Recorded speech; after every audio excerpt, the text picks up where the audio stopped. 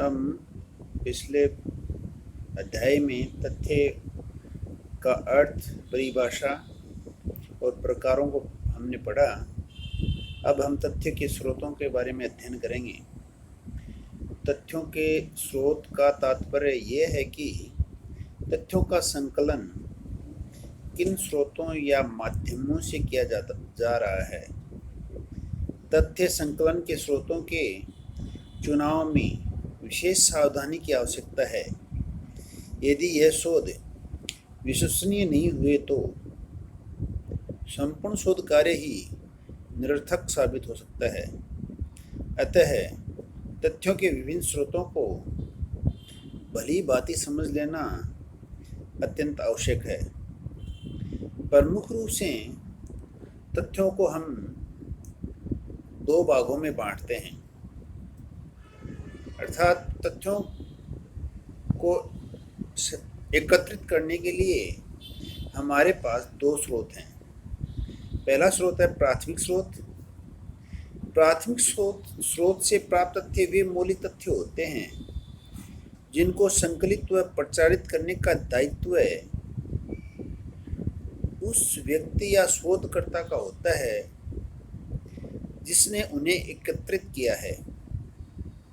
यह हमें यह बात जान लेनी आवश्यक है कि प्राथमिक स्रोत से एकत्रित सामग्री का संकलन कर्ता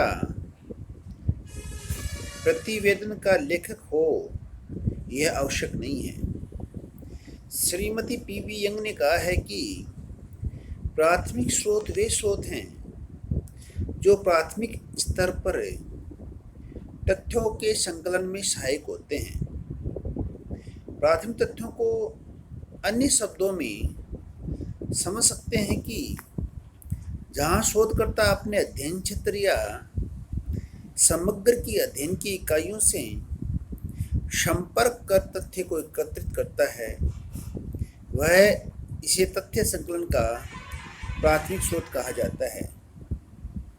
प्राथमिक स्रोत के अंतर्गत हम अवलोकन, साक्षात्कार, अनुसूची व प्रश्नावली को सम्मिलित करते हैं।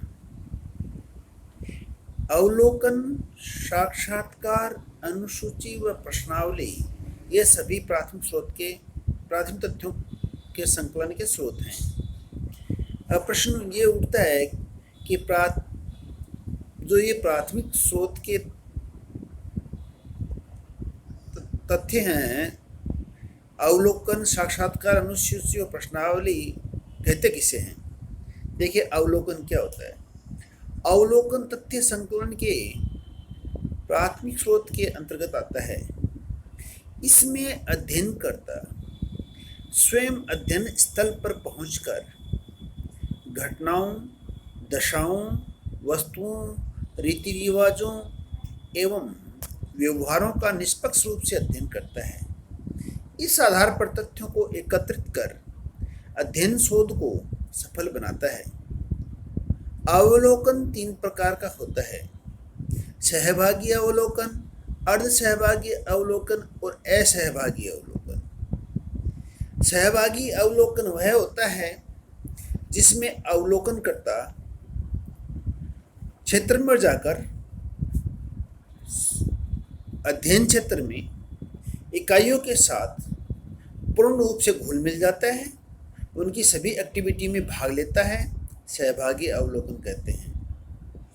असहभागी अवलोकन में अध्ययनकर्ता घटना जो घटित होती है उसको दूर से बैठकर देखता है, किसी भी गतिविधि में भाग नहीं लेता है, असहभागी अवलोकन कहलाता है।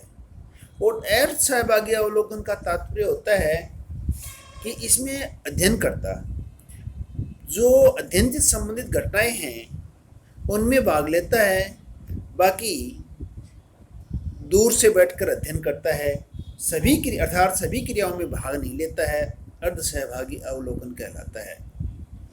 प्राथमिक स्रोत का दूसरा है साक्षात्कार। जब दो या दो से अधिक व्यक्ति आमने सामने की स्थिति में किसी विषय को लेकर प्रश्नोत्तर करते हैं तो वह साक्षात्कार कहलाता है। अर्थात इसमें कम से कम दो व्यक्तियों का होना आवश्यक है। आमने सामने की स्थिति में प्रत्यक्ष रूप से संपर्क होना आवश्यक है। किसी भी विषय का होना आवश्यक है और उस विषय से संबंधित एक व्यक्ति प्रश्न पूछता है, दूसरा उसका जवाब देता है, उसका उत्तर देता है, तो वह साक्षात्कार कहलाता है। अर्थात इसमें अध्ययन विषय से संबंधित विभिन्न व्यक्तियों से सीधा संपर्क स्थापित कर बातचीत की जाती है और अध्ययन हेतु आवश्यक सामग्री एकत्रित की जाती है। इस विधि को साक्षात्कार विधि के नाम से पुकारते हैं। प्राथमिक स्रोत का अगला बिंदु है अनुसूची। अनुसूची प्रश्नों की एक सूची होती है। इसे अनुसंधानकर्ता स्वयं या उसके प्रायगणक क्षेत्र में जाकर सूचनादाताओं से प्रश्न पूछकर उत्तरों को पढ़ते हैं। इस विधि में अनुसंधानकर्ता तथा सूचनादाता के बीच अनुसूची के माध्यम से प्रत्यक्ष संपर्क स्थापित होता है।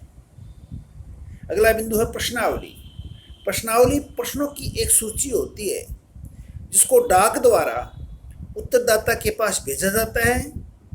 उत्तरदाता उन प्रश्नों के उत्तर लिखकर पुनः अनुसंधानकर्ता के पास वापस लौटाता है प्रश्नावली को। यद्यपि प्रश्नावली की सहायता से प्राथमिक तथ्य संकलित किए जाते हैं, परंतु फिर भी यह सूचना प्राप्ति का प्रत्यक्ष स्रोत नहीं होकर अप्रत्यक्ष स्रोत है, क्योंकि अनुसंधानकर्ता एवं उत्तरदाता का प्रत्यक्ष संपर्क नहीं हो पाता है, आमने सामने संपर्क नहीं हो पाता है। इस विधि द्वारा अध्ययन में अनुसंधानकर्ताओं तथा सूचनादाताओं में प्रत्यक्ष संबंध नहीं होकर अप्रत्यक्ष संबंध स्थापित रहता है। प्रश्नावली अनुसंधानकर्ता द्वारा तैयार की गई प्रश्नों की एक सूची होती है जिसे वह उत्तरदाता के पास डाक द्वारा इस अनुरोध के साथ भेजता है कि इसे भरकर समय पर अवश्य लौटाए। इस विधि का प्रयोग उस दशा में किया जाता है जब अध्ययन क्षेत्र विस्तृत हो। प्राथमिक स्रोतों के गुण। देखिए, प्राथमिक स्रोत का जो प्रथम गुण है वह यह है कि इस प्रकार के स्रोत द्वारा तथ्य संकलन हेतु प्रयुक्त अध्ययन में लचीलेपन का गुण पाया जाता है। अध्ययनकर्ता परिस्थिति के अनुसार अध्ययन प्रविधि में परिवर्तन कर सकता है। प्रश्नावली में प्रश्नों को बदल सकता है। यदि अध्ययनकर्ता यह महसूस करता है कि विषय के किसी विशेष पक्ष से संबंधित तथ्य उपलब्ध नहीं हो रहा है, तो वह अध्ययन प्रविधि में संशोधन कर सकता है ताकि आवश्यक सूचनाएं प्राप्त हो सकें। इसका दूसरा गुण है प्राथमिक स्रोत व्यापक क्षेत्र के अध्ययन के लिए उपयुक्त होते हैं। यह विस्तृत क्षेत्र में फैले सूचनादाताओं का अध्ययन कर तथ्य एकत्रित करना संभव है। इसका तीसरा गुण है प्राथमिक स्रोत द्वारा संकलित तथ्य अधिक विश्वसनीय होते हैं।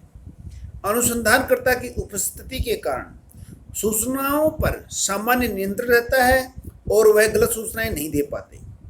चौथा है प्राथमिक स्रोत से आंतरिक व गुप्त सूचनाओं का संकलन संभव हो पाता है। अध्ययनकर्ता अवलोकन विधि और विशेषतः सहभागी अवलोकन की सहायता से उस समूह समुदाय का अभिन्न अंग बन जाता है जिसका उसे अध्ययन करना है। प्राथमिक स्रोतों का अगला गुण है प्राथमिक स्रोत की सहायता से प्रमाणिक निष्कर्षों को प्राप्त किया जाता है, क्योंकि प्राप्त सामग्री या तथ्य अनुसंधानकर्ता के स्वयं के अध्ययन क्षेत्र में उपस्थित रहने के कारण अधिक निर्भर, योग्य एवं विश्वसनीय होते हैं।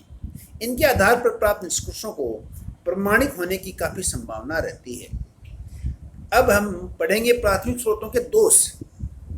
इसका प्रथम दोष है प्राथमिक स्रोतों द्वारा तथ्य संकलन में पक्षपात व मिथ्या झुकाव की काफ़ी संभावना रहती है। इसका कारण यह है कि इस प्रकार के अध्ययन में शोधकर्ता की भूमिका अत्यंत महत्वपूर्ण रहती है। यदि वह अपने स्वयं के विचारों एवं पूर्वाग्रहों पर नियंत्रण पाने में असमर्थ रहता है, तो वह तथ्य संकलन की किसी भी विधि का यथार्थता के साथ उपयोग नहीं कर सकता। यह स्थिति में अध्ययन पक्षपातपूर्ण हो जाता है। इसका दूसरा दोष है प्राथमिक स्रोत द्वारा तथ्य संकलन में एक कठिनाई ये आती है कि शोधकर्ता कई बार सुविधा अनुसार तथ्य संकलित कर लेता है, कई तथ्यों को तोड़ मरोड़ कर ग्रहण कर लेता है। परिणाम स्वरूप अध्ययन में वस्तुनिष्ठता में कमी आती है। अब अगले अध्याय में हम प्रात्यक्षिक स्रोतों को पढ़ेंगे। धन्यवाद।